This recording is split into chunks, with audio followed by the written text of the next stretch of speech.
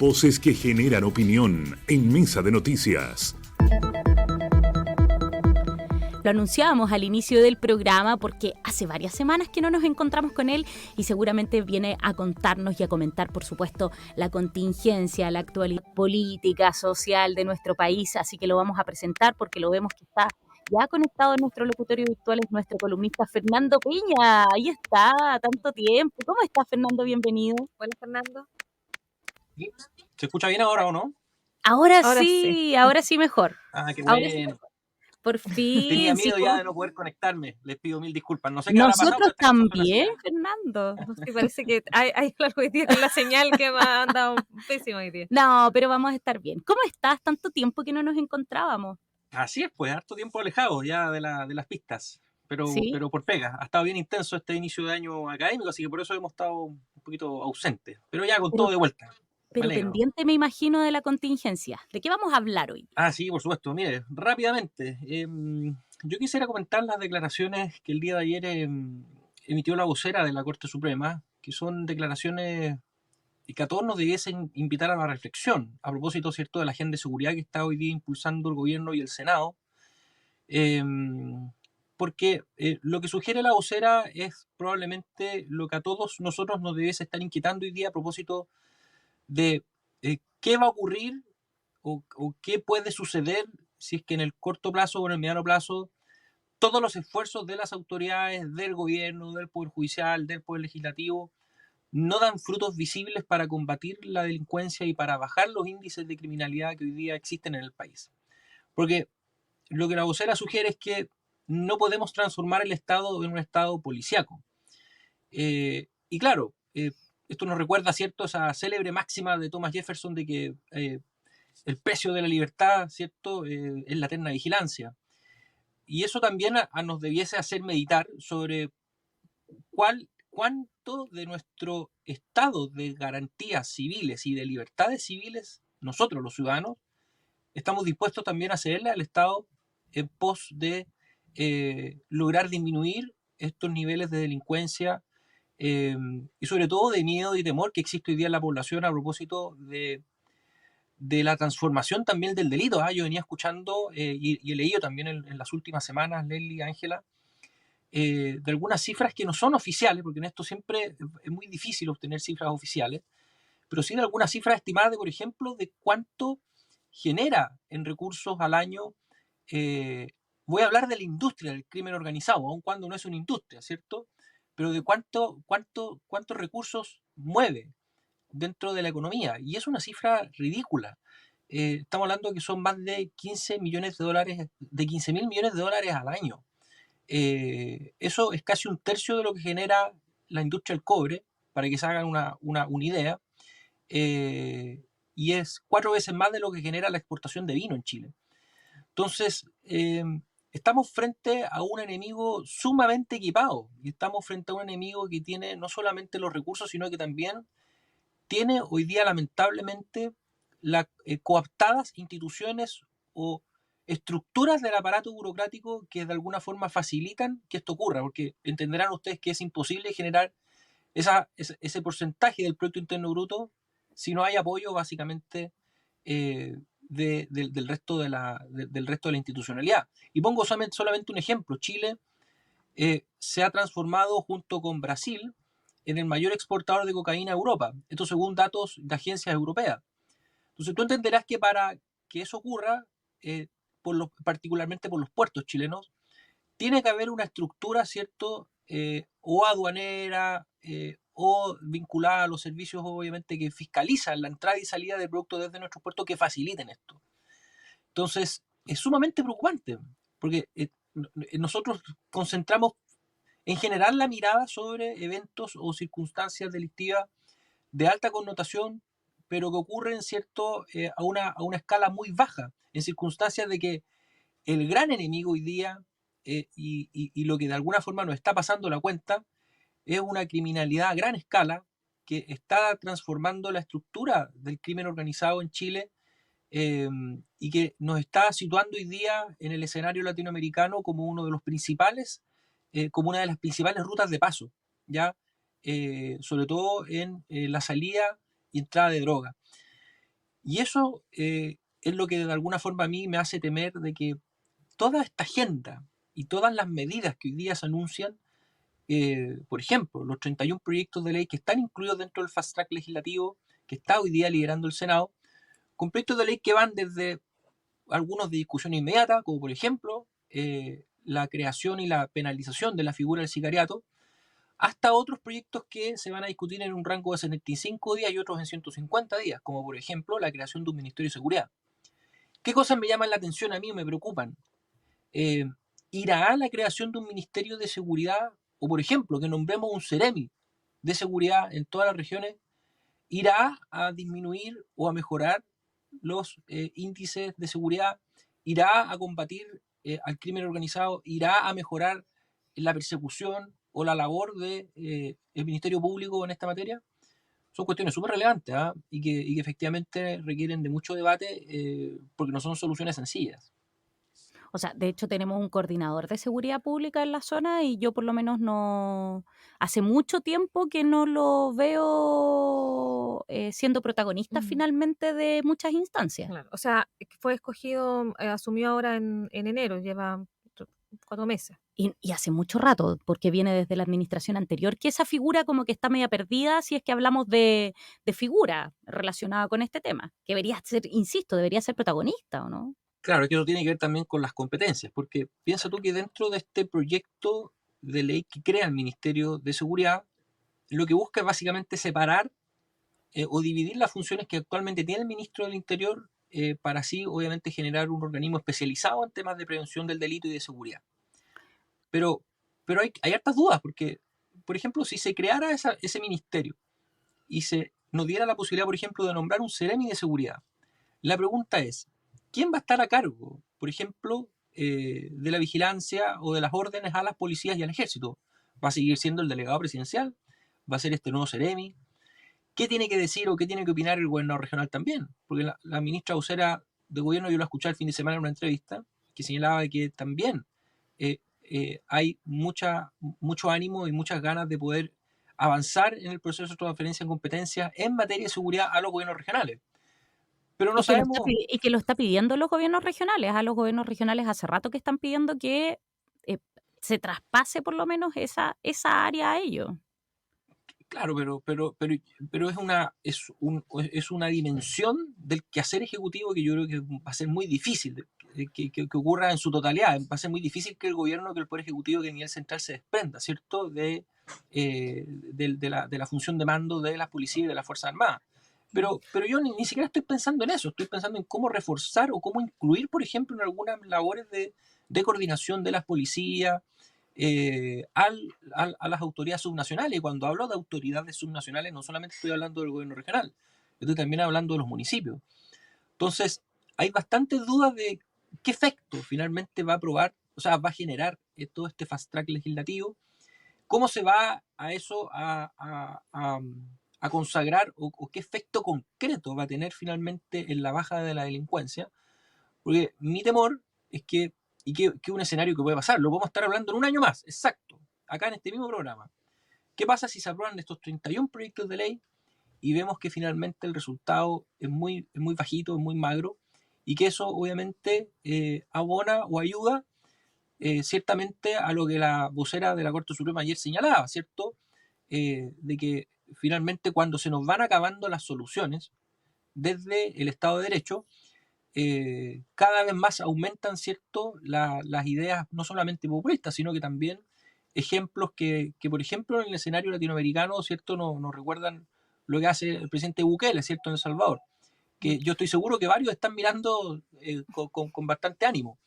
Pero la pregunta es, ¿estamos dispuestos a resolver un problema que por cierto, es muy delicado, entregando, por así decirlo, la administración del Estado a ese tipo de procesos o de fenómenos? Es una pregunta súper relevante, porque puede ser que efectivamente en el corto plazo o en el mediano plazo se nos empiecen a acabar las balas, y para esto nos va a haber una bala de plata. Y efectivamente hoy día la apuesta está en que a través de la aprobación de estos proyectos de ley, de estos 31 proyectos de ley, efectivamente se logre bajar en algo o atener, o mejor dicho, mitigar en algo el efecto público, ¿cierto? Sobre todo de delitos de alta connotación, que lamentablemente nos remecen toda la semana. Ayer escuchábamos cómo apareció, ¿cierto?, un cuerpo decapitado, una cabeza, ¿cierto?, en la comuna de Maipú. Y estas cosas lamentablemente se comienzan a hacer cada vez más recurrentes. Y claro, la pregunta es cómo lo detenemos. Y claro, a problemas complejos no hay respuestas fáciles. Entonces tenemos dos opciones, ¿cierto? O el camino largo, pedregoso, de, por ejemplo, apostarle nuestra fe o nuestra esperanza a este fast track legislativo, o lo que va a ocurrir probablemente en el corto plazo es que vamos a ir abrazando con mayor grado de ansiedad a personajes o a proyectos que de alguna forma nos inviten a darle una musculatura policial, ¿cierto?, a la institucionalidad política, con el costo que eso implica. Porque la pregunta que, insisto, nos debiésemos estar haciendo todos hoy día es qué tanto de nuestro estado de libertades individuales o de nuestro concierto de libertades individuales estamos dispuestos a ceder en pos de este objetivo. Y creo que es una pregunta que todos debiésemos empezar a masticar con bastante seriedad, porque los ciclos electorales son cortos. Tenemos una elección en 3 semanas más o en 2 semanas más. Te aseguro que después de eso ya va a empezar la atmósfera de la elección municipal y no nos vamos ni cuenta cuándo ya vamos a estar, ¿cierto?, presentando a los candidatos presidenciales. Y lamentablemente mi miedo es que sean también los ciclos electorales los que de alguna manera comiencen a contaminar una discusión que tiene que ser también con los pies, o sea, mirando objetivos ambiciosos, pero con los pies muy bien puestos en la tierra, porque de lo contrario comienzan a aflorar ciertas soluciones efectistas o cuestiones que yo no sé qué tanta utilidad tengan. Por ejemplo, en la región metropolitana se ha ido planteando la necesidad, por ejemplo, de declarar estado de excepción. Algunos incluso, ¿cierto?, hablan estado de sitio, los más acalorados.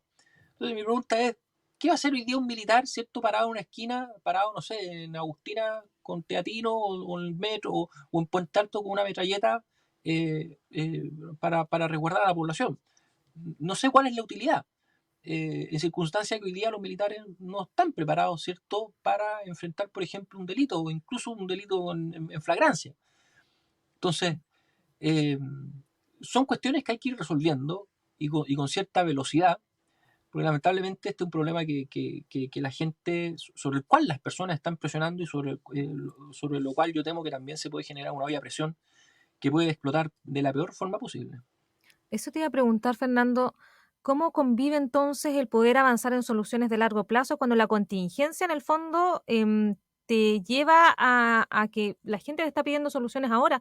Todos los días estamos viendo cómo el gobierno anuncia un plan que van a hacer esto, el Parlamento que van a avanzar en esto, otro proyecto, y así todos los días, porque en el fondo como que todos quieren que haya, bueno, ¿cuál es la solución ahora? Entonces, ¿cómo La convive en el fondo solución como esta mágica. urgencia que existe hoy día con seguridad, pero con sentarse a analizar y no empezar a tirar soluciones así como rápidamente para poder calmar en el fondo como los ánimos de la contingencia de estos hechos como de violencia que van ocurriendo, pero que de verdad se conversen?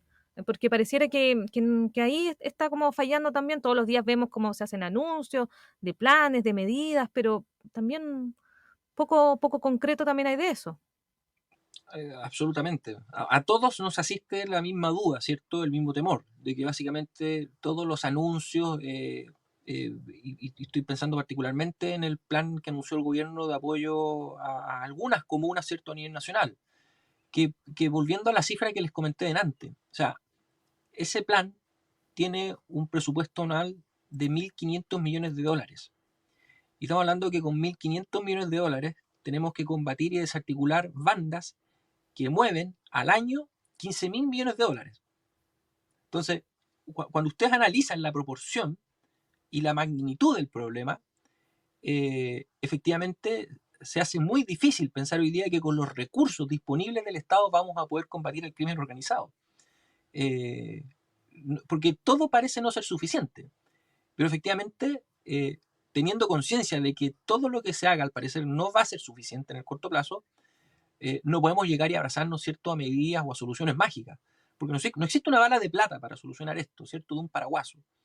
Tenemos que tomar conciencia los ciudadanos de que no podemos despojar a la clase política y a las autoridades electas también de la posibilidad de administrar este problema de una manera seria y concienzuda, porque de lo contrario van a empezar a aflorar con cada vez más recurrencia fenómenos como la autotutela y fenómenos también que de alguna forma lo que hacen es erosionar las bases, ¿cierto?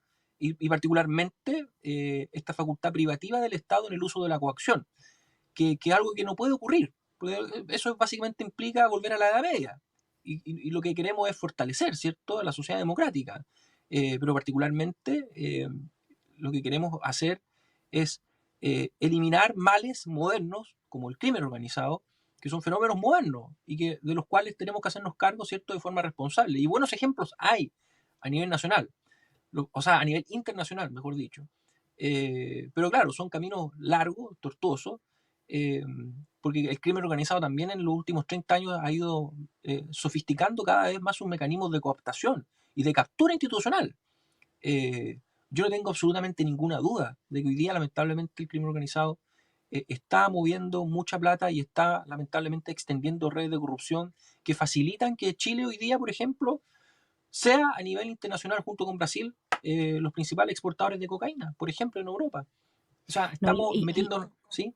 No, y ahí, Fernando, es relevante el punto que mencionabas antes de cómo también vamos poniendo foco en instituciones que quizás antes no eran tan relevantes y hoy día parecieran no tener la capacidad, como por ejemplo aduana. O sea, pensemos que su rol es fundamental y son oficinas muy pequeñas, con poco personal, que efectivamente para poder hacer revisiones en los puertos tienen, no sé, ¿cuántos funcionarios? ¿10 funcionarios? 20 funcionarios, pocos, que en el fondo tienen que ir dejando, por ejemplo, containers, no les da la capacidad hoy día para el trabajo que se tiene que hacer ahí, porque claro, a lo mejor hace 10 años, 15 años, eh, era una revisión por aquí, por allá, que no vaya a venir algún tipo de enfermedad quizás de otras partes, pero hoy día se necesita reforzar una institución como esa y ya lo hemos visto también en otras áreas, como instituciones que hoy día son muy pequeñas, pero que son relevantes para el estado actual y que necesitan un reforzamiento relevante. Sí, por cierto. O sea, tú mencionaste aduana, yo te sumo a la lista del Servicio de Impuesto Interno, que siendo un servicio Exacto. grande, no da abasto, por ejemplo, para perseguir acá, pensemos que vimos lo que pasa en la región, el delito de robo de madera. ¿Cuántos de los camiones que circulan, ¿cierto?, con madera robada en el Gran Concepción son fiscalizados? Por ejemplo, con Servicio de Impuesto Interno.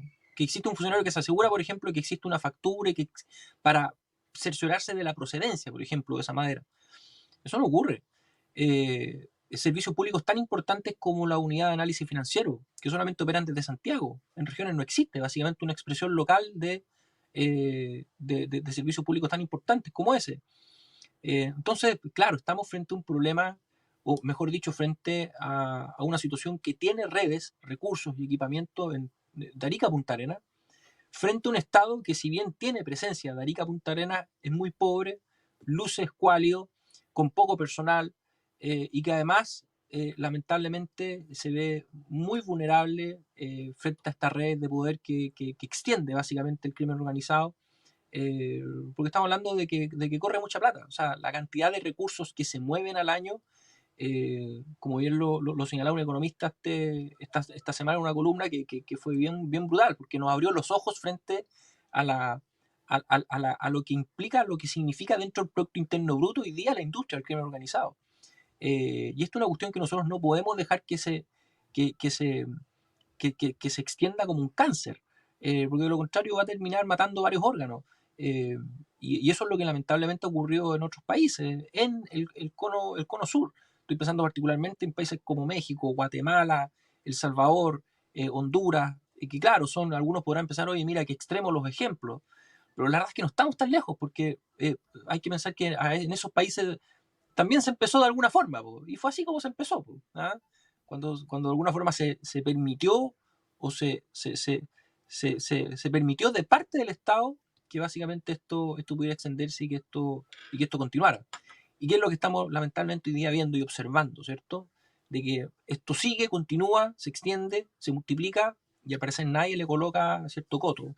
Nadie hoy día está siendo capaz de controlar el aumento de delitos asociados particularmente a las bandas de crimen organizado que han llegado a Chile a instalarse, porque Chile, y aunque suene doloroso, hay que aceptarlo, se ha transformado hoy día en América en una de las principales rutas de exportación de droga.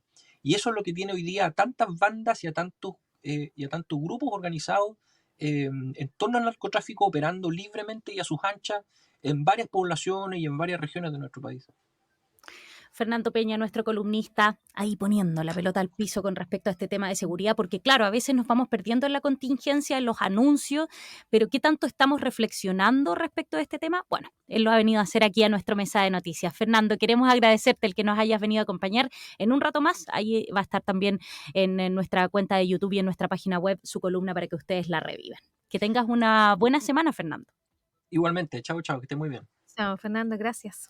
Oye, sí, ¿qué tanto reflexionamos cómo podemos ir avanzando también más allá del día a día y de cómo esto se va convirtiendo en un tema de manera más transversal, que supere a los gobiernos? Otro tema más a la lista que necesita ser abordado de manera del Estado. Claro, no solamente anuncios de cosas que finalmente, como decía Fernando, no van a tener efectos reales en la situación de disminuir el crimen. Así es.